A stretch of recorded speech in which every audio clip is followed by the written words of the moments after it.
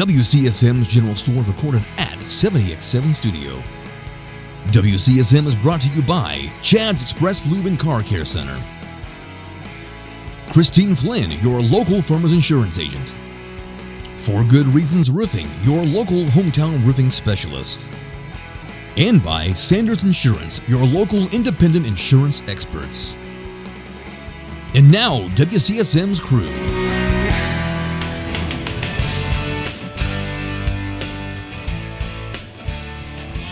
Good Friday afternoon to you, and welcome to WCSM's General Store from the 70X7 studio. Don't forget to forgive 70 times 7.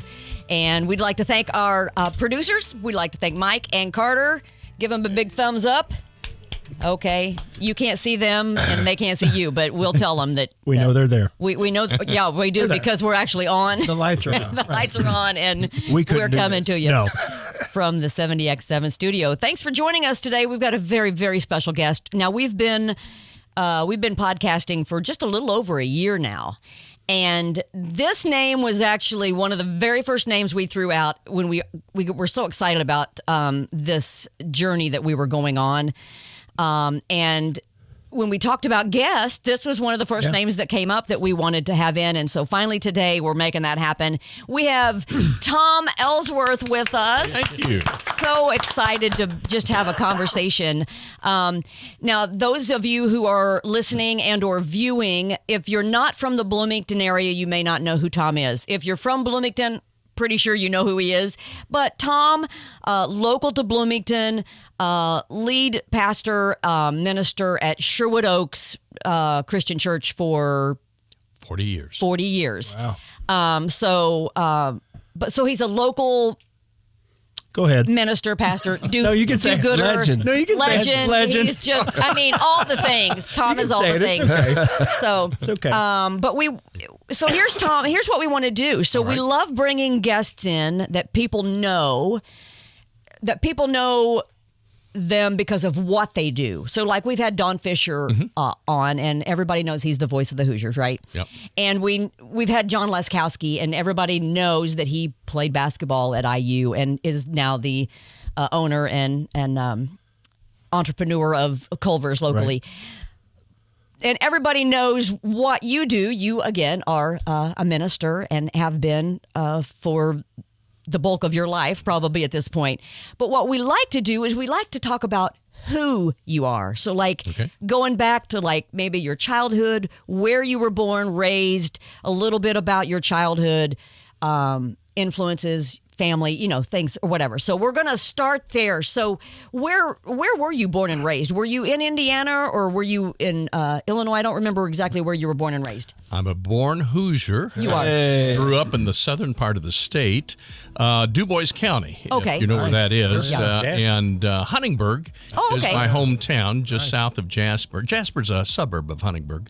Yeah. I'm sure they all agree with that. I'm sure. Absolutely. Sure. Huntingburg was a wonderful place to grow up. And I just think a lot of my hometown had wonderful parents, great grandparents. I enjoyed growing up in that area, and my folks were strong in their faith, and my grandparents were strong in their faith as well. Now, were both sets of grandparents, they were also from the Huntingburg area, or? Well, close. Okay. My grandpa and grandma Ellsworth lived in Huntingburg. Okay. And my grandpa and grandma Connor lived down in Spencer County, just as the crow flies, about 2 to 3 miles south of Holiday World. Okay. Which, when I was growing up, was Santa Claus Land. Right, yes. Yep. Yeah, so they were not too far away. Not too far A little away. bit of a road trip, but okay. And About so 20 minutes, really. Yeah. I mean, it seemed like a lot longer when you're a kid. Yeah. But that's all the farther. So what was your childhood like? Like what did you do as a child? Was it a farm, or was it were you involved in athletics, or what was your childhood like? Okay. Well, no, we didn't grow up on a farm. My grandparents in the country had an older farm and a barn and all the kinds of good stuff. And I did raise some soybeans one time on my grandparents' farm. Just once? Just once. Okay. That was enough? No, it was just later in the process. I was Oh, I in see. college at the time. okay. Very And, good. Very good. you know, but I worked for a farmer in the Huntingburg area and put up hay and helped him okay. do some planting and that type of thing. So there's something about the farm life that, you know, I really, really like. And, but we grew up sort of on the edge of town and had a yard that was about 2 acres. So Dad and I would spend a good portion of our Saturdays mowing, you know, but those were Probably a push mower. Well, we had a push mower and we had a riding mower. And Okay. so one of us would use the push mower, the other would use the rider, and then next week we might switch off. But He actually switched with you? yeah. Because I Dad- wouldn't. Dad, yeah. Yeah. No, you're on the push mower. I would have lost that I'm bet. the, for sure. Yeah, definitely. You did have a great dad. I did. I did. Had a Stop with you. Yeah. I had a wonderful mom and dad were just terrific folks, and you know, I like all the kids in the area. You know, I played ball and that type of thing. But when you get into high school, you know, it wasn't like today with all the sports that are going on, Right. you know, and you know, so you kind of played one thing from one time or another, and music was a big part of my life. Back then, I was in the band as well. Played a tuba. No kidding. Yeah, I did. Can you still play? I don't know. I haven't played one for a long time. You know. If I had known, don't think I wouldn't have brought a tuba in here. I could get a sound out of it. I don't know if I can play a scale anymore. Right, right. I'm blown away because I played the tuba. Did you? I did. Yeah. Hey, chicks dig tuba players. Really? No, not really. I was going to say, that's news to me. really. So, No, it was a struggle. It was a struggle. But I enjoyed it. I enjoyed playing it. It was yeah, it was a lot of an fun. awesome sound. It really you know? was a fun instrument Yeah. to play. Now, And then were you also play the marching band? piano. I was in marching band, yes. Nice. Yeah. No kidding. Yeah. I did not know that. Absolutely, yeah. So you were in band, marching band, and choir? And choir. Yep, Okay. we had a great choral director at Huntingburg High School at that time, and so that really was a big help. That you know, music, it teaches you so many things. For sure. I really am disappointed to see it sort of fading with the younger generations. You know, Yeah.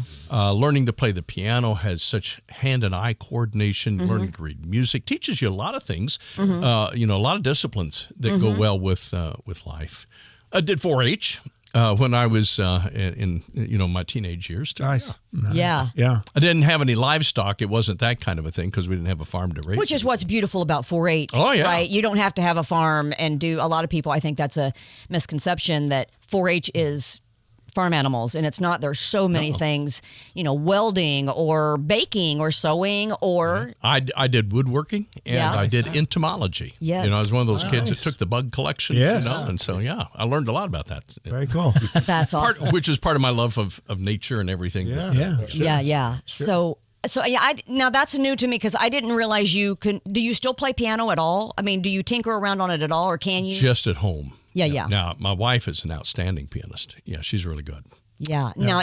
that's a good transition right there, right? To how did he meet? Yeah. So yeah. Was so it your piano playing? Yes. Or was it your No. tuba Was it the- playing? It was the tuba. wasn't the tuba playing. Wasn't the tuba playing, By the okay. time I got to college, you know, the tuba was, and it, you know, I didn't own my tuba. That was Right. something you rented from the school. Sure, you know. Right, sure. right. They had. And I think it was $5 a year, and I don't remember them ever charging me for it. You know, so and I was the only tuba player in the band. Oh, well, until they I got had to have you senior then. year. Yeah, Right. So- Yeah. That's You- amazing. yeah. So then when you now Huntingburg High School. Huntingburg High School until my senior year, and in the senior year we consolidated with Holland, Indiana. Oh. And so I was serving on the student council at that point in time, and we got to pick the new name and the new mascot and all that kind of good stuff. So Oh, it was that's kinda cool. But we only got 6 weeks in the new building. You know, the last 6 weeks of our senior year. So in retrospect, it kind of would have been nice to have been the last graduating class of Huntingburg as opposed to the first graduating class of Southridge. Southridge. Right. Okay. That's what I was gonna okay. say. So I was the- waiting for it. So the two schools merged and Right. they together got a new name. Like it Yes. didn't keep one or the other. Nope. And so it was the Southridge Raiders. Raiders. And is it still as such? Southridge Raiders still. Yeah. How about that? Yeah, it's good. It's a good school. Yeah, it's very good and Holland was the Dutchman. The Huntingburg was the Happy Hunters. And the only thing we were able to keep were the colors. Holland was red and white, and we were black and red. And so just red, white, and black. Oh, stayed nice. colors, Okay. yeah, so. Very nice. Yeah. That's fun. So then once you graduated high school then, where did your path lead? I went to St. Louis Christian College, which is in Florissant, Missouri. And that's where I met Elsie. We met in our sophomore year, and she transferred in, and then we dated for those 3 years, got married after we graduated. Now, so when you went to college, Bible college, was that calling on your heart? Yep. Had you already been preaching a little bit? No. Was there a preacher in your family? Like, what led to that decision? Church camp. Oh. During my freshman and sophomore year of high school, spending time in church camp had an incredible influence on my life. And I'd not met preachers like the men I met in church camp. The preacher in my home church was a wonderful gentleman, but I couldn't tell you anything he ever preached. It was just kind of, for a kid growing up, it was kind of boring. Okay, you know? Yeah. And early on, that was the last thing I wanted to do, was spend my life boring people. And so ministry really wasn't on my, radar. Right. Yeah. But I got to church camp, and I was really challenged by the preaching and the teaching of these guys who were vibrant preachers. That's wonderful. And, it was the summer leading into my sophomore year, I made a decision to go into ministry. And never looked back. So I'm sorry, I'm going to back up just a That's bit. fine. When did you give your life to Christ? I was 12 years old. So were you at your church, At my home church with your parents? Yep. Okay. Yep. Okay, so at 12 years old, and so then, but sophomore-ish year in high school is when you kind of, God started leading you. That's right. Toward ministry. Yep, that's right. Okay, so then when you went to the Bible college, then how did that work? I don't know. It could be different now, but you were going to get a doctorate, or what does that look like for preaching, or was it an English major, or you know what I'm saying? How does that work? Yeah, it varies from your church background or your denomination. Every group has their own sort of setup, the way they want that done. In our independent Christian churches, the 4 years of undergraduate are training in ministry. And then you go on and get master's or something of that afterwards. In a lot of situations, you go and you get a degree from a university, and then you go on to seminary from there, and that's where you get your ministerial training. But ours actually starts as a freshman in college, and so I had 4 years of training, and then went on to seminary and got my master's after that. So okay, so how does that work? While you're in college, did they teach you how to get up and preach? Oh, sure. Really? Absolutely. As a matter of fact, 2 weeks after I enroll in St. Louis Christian College, in the August of 1973, it would have been in the fall of 1973. 2 weeks after I'm there, I think, I can be a youth minister. So I applied for some part-time youth ministries, just on the weekend, and I got a church that hired me in Pontoon Beach, Church of Christ in Illinois, just right across the river from St. Louis, and I was there for 2 years, and then I took a ministry. I was preaching every other Sunday with one of my college professors at Ferguson, First Christian Church of Ferguson, Missouri, which was only about a 10-minute drive from the school, and so all 4 years of my time at St. Louis, I was doing something practically in ministry. In the pulpit. That's awesome. It would be. That's awesome. All right. So we're going to take a quick break here, but we're going to come back and hear the special moment that you met Elsie, and who, if you had to, was it pulling teeth to get her to go out with you? I don't know. Just hang on. We'll be back. We'll be back. All right. We'll be right back after this quick break with Tom Ellsworth.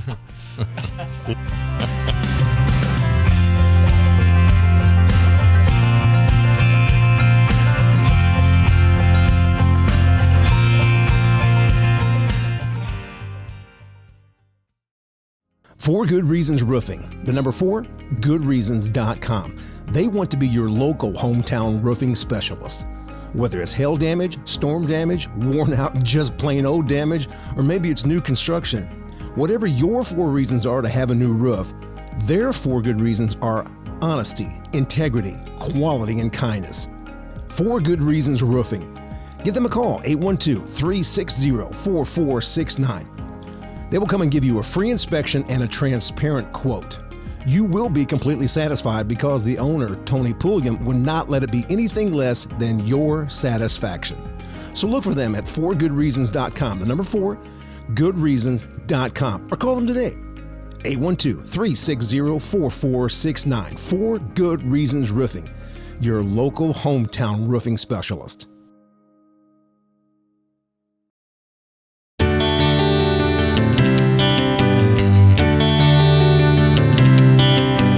Let your local Farmers Insurance agent Christine Flynn put her experience to work for you. Christine Flynn proudly serves Monroe, Lawrence, and Greene County families and businesses and is ready to review your existing policies or provide a no-obligation quote today. Call Christine Flynn at 812-822-2905 to get smarter about your insurance. Again, that's Christine Flynn at 812-822-2905. We know a thing or two because we've seen a thing or two. We are farmers. Bum, ba-dum, bum, bum, bum, bum. Underwritten by Farmers Truck Fire Insurance Exchanges and Affiliates. Products not available in every state. All right, we are back with our very special guest, Tom Ellsworth. And so you left off. You're in college, sophomore year now. Elsie, what was her maiden name? Barrow. Barrow. Okay, so Elsie Barrow comes on the scene.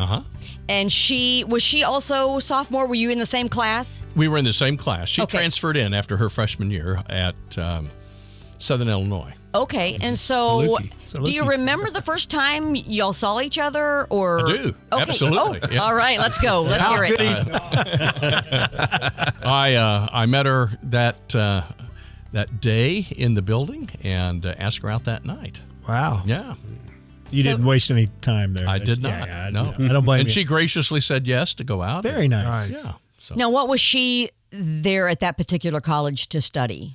she studied Christian education, and Oh. then when we moved to Bloomington, transferred those credits to IU and became a teacher. Okay. Yeah. Okay, know that. I didn't know that How either. about that? Did she teach in the area? She did. She taught music at Unionville for a number of years. God, that's out there in God's country. What? Great. Yeah. I didn't know that. I had no Taught idea. until she retired from. I did not know that. That's Very nice. wonderful. Yeah. Yeah. She- So where? I mean, like, did you just walk into the room and there she was, or how did you end up? We actually, kind of passed her, met in the hallway. It wasn't in a room, and we just got to visiting a little bit. And then later on that evening, I asked her out. So we had like an opening convocation that night, and afterwards I asked her if she wanted to go out for I think we went to Shoney's for a Coke. So That's Love it. awesome. So Love it. from that point to engagement and marriage, how long did you wait? You waited till you got out of college? we or? were engaged during our senior year, and then we waited till we graduated before we actually got married. So we graduated in May and got married in June. Oh, okay. And so then, then you came straight to Bloomington? We actually stayed in the St. Louis area for another year. She worked as a secretary for the president of the college, and then I continued on preaching at the church in Ferguson, and it was still every other Sunday. And I finally reached a point where I thought I need to be out preaching every Sunday, and so came back to Southern Indiana, and after a stint in a small town down south, got the call to come to Sherwood Oaks and started in. So- in 1981 is when we moved to Bloomington. Okay, so January. what did that look like? So when Sherwood Oaks called you in 1981, they were still at the little building on Winslow? Yes. And who was it somebody retiring, or like whose shoes were you filling, so to speak? I didn't know the gentleman who had been there previously, and he had left. Okay. I mean, so I don't have a lot of history of his tenure and that type of thing, other than the fact that they had an empty pulpit to fill, Right. and they'd contacted me, and actually Lois Stevens, who some of you may know Lois, she had asked if I'd be interested, and I said, yeah, I might do that, and so submitted a resume, and when the elders came to listen to me preach, and one thing led to another, and I said, yeah, I'll take the. Now, is it the Lois Stevens? Did she cut your hair? Is No. it that Lois Stevens? Okay, No. it might be another one I was thinking of. Okay. I don't know that other Lois Stevens. Okay. Okay. So, I could use it. but yeah, right. Carter. Carter's our resident Barber. Oh, okay. So, That's right. All right. Yep. Okay, so very good. So now we're in Bloomington. Yep. 1981. 1981. And did you and Elsie have kids yet? Nope. Oh, okay. So you started your family here and everything. We did. So how did talk a little bit about those first years? Having your, I don't want to say your own church. Obviously, we know it's right. Jesus right. Church. I know but what you know you're what I saying. mean? Yeah. I know what you mean. So being your first flock. Yeah. And so from that standpoint, I was starting from with 80 people that were there, and they weren't meeting budget at the time, but there was just a wonderful group of people. They'd kind of weathered some storms, but this group that was there were determined. They didn't want those doors to close. They were going to, keep those doors open at all costs, and they worked hard. And we just kind of, church and ministries in many ways is like a marriage. There's got to be compatibility between whoever's preaching and whoever's in the congregation. And congregations have personalities like people do, and they have traditions and they have different things. And there has to be a good melding together, to make it work. And this was just one of those really wonderful relationships. And so not everything, nothing is perfect. There is no such thing as a perfect congregation. There's not a perfect preacher. There's not perfect people. You can't take imperfect people and make a perfect church. You just can't. Right. So there's going to be ups and downs. There's going to be disappointments. There's going to be frustrations. But for the most part, it's just been a wonderful journey. Good. A quick question. Yeah. Go I ahead. remember seeing a picture of you, and you had a tie, and they had scissors. Yeah. Was that a ceremony that was a tradition at Sherwood Oaks, or is that? It sort of was, but I didn't know anything about it. So describe the picture. The picture is of one of the elders cutting off my tie on a Sunday morning, one of the leaders.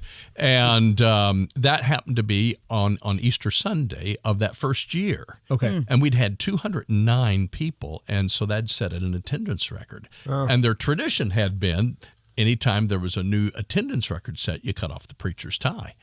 So just because, okay. I don't know where it came from. I don't know anything about the heritage of it, but that's what they had done. So, I'm guessing you lost a lot of ties over the years. I lost a couple ties, and then and of course that first Sunday that happened, if I had known that was the tradition, I'd have thought we might broke it. I'd worn a different tie. Yeah, because I bet they cut your favorite tie on Easter Sunday. Right. So we had a couple of those tiebreakers, literally, and the cutting.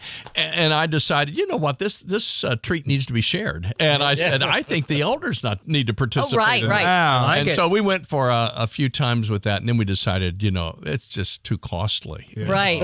And so nice ties aren't cheap. Right. They're not. That's exactly right. Right. So that's when you wear the Christmas tie your kids give you. Yeah, even on Easter. Right. Exactly.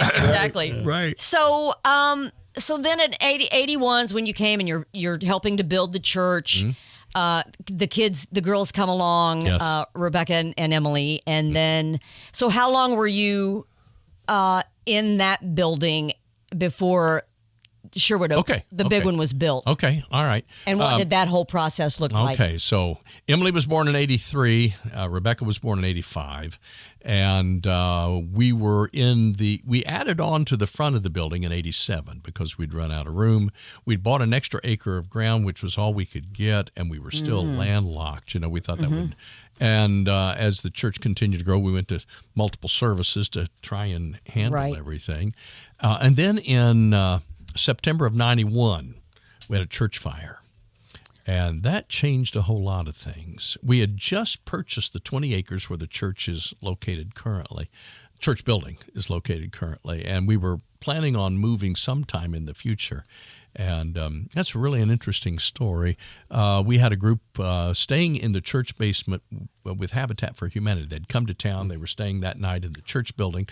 And they were being, as people are, just having a good time. And one of the guys was tired. He wanted to sleep. And so he went upstairs and slept in the fellowship hall and saw flickering lights on the outside of the building through the frosted windows, and went outside to look, and the whole side of the building is on fire. So he got everybody out of the basement. What could have been an absolute I was going to say tragedy, turned out to be okay. And Wow. yeah, know I that. mean, it was it was one of those things that God was behind. God it. totally was in that. Took care of all of that, and so I get a call about 2:00 in the morning. Hurry over to the building, and the fire department ends up coming and all that kind of stuff. And so early in the morning.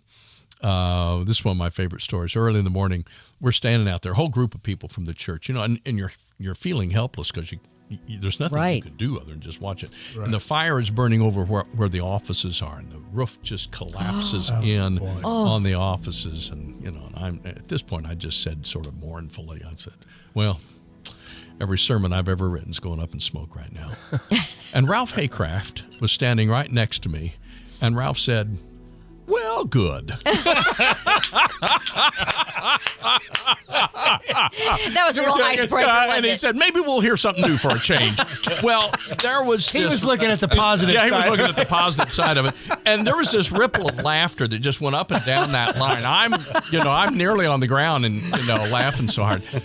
And that was the turning point. Yeah. That was the turning point, because then we realized we're going to get through this. Yeah. It's a building. Right. It's a tool. It's a wonderful tool. Right. But it's not the church. Wow. And Jim Bowen, and both Ralph and Jim are at home with the Lord now, but Jim Bowen was in charge of putting our messages on the signboard, every week. Mm-hmm. And that evening, Jim put these words, or something like this. He said, "The building is destroyed, but the church is just fine." Oh, yes. And that became, the rally cry of our hearts. I love that. Yeah. And so we decided we weren't going to rebuild there. There wasn't any reason to, and it just forced us to go ahead on up and build on the 20 acres. So that was how we got up to that piece of property. That's amazing. Yeah. And I think so many people, Tom, even believers, and I'll include myself in this, really, until the last few years, we don't understand that we're the church. Right. Not the building. Yeah. The people are the body of Christ, and we're the church. And I think the building is a great tool. Yes. We'd be hard to do ministry Sure. in many ways without it, but it's not the church. It's just a building. Yeah, I love that. That's so awesome. Goodness gracious. Yeah. So how long of a process, where did you meet? I guess I should go there first. Where did you meet in the interim? Mike Riggle was the principal at Bloomington South at that time. Okay. And Mike was also attending at Sherwood Oaks, and so we asked, is there any possibility we could use the auditorium at South on Sundays? And the school system allowed us to do that. I will be forever grateful. Oh, yes. So for 2 years, we met on Sunday mornings, setting up. And I did not know that. Wow. Yeah. Oh, cool. And that was a great partnership with the school system. They were gracious and helpful. That's wonderful that it really that was. opportunity was available. It really was. And so was it a 2-year process to get the new building built? Yeah. Well, and of course, we built it in phases. So the first phase was a fellowship hall and some classrooms and the basement where we had the offices. And so we met in the fellowship hall for about 7 years, which you guys remember that. Oh, sure. Yeah, absolutely. Absolutely. That's another story. But Yeah. Yeah. Yeah. And so how many times did that particular building get added on to over the years? Do you know? I mean, was there a lot of... There was the original building, then we built the worship center, then there was the garage that was built off to the side, back. then there was the educational building with gymnasium that went out the back, and then the last thing was we built that connecting entrance that tied in that building. So that would have been five processes before we got it all done. Yeah. Wow. And so you, from 81 until 21. Almost 21, yeah. From January of 81 to August of 20. I was in my 40th year. Yeah. That's right, August. So, but really, technically, I was kind of on staff through the end of the year, but, had already stepped away so Sean could step into that role. Right. Yeah. Right. Awesome.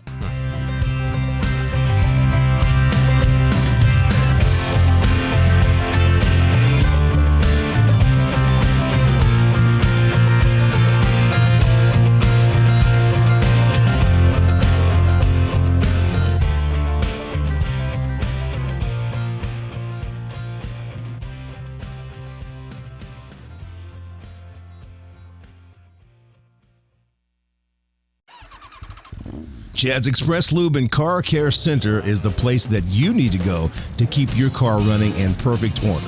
On the outside chance your car is not running in perfect order, Chad's has a shop over on State Road 46 in Ellisville that'll give you a free estimate and reasonable rates and get your car back on the road. Now, to keep it that way, you need to hightail it over to Chad's Express Lube and Car Care Center located at 1357 South Liberty Drive.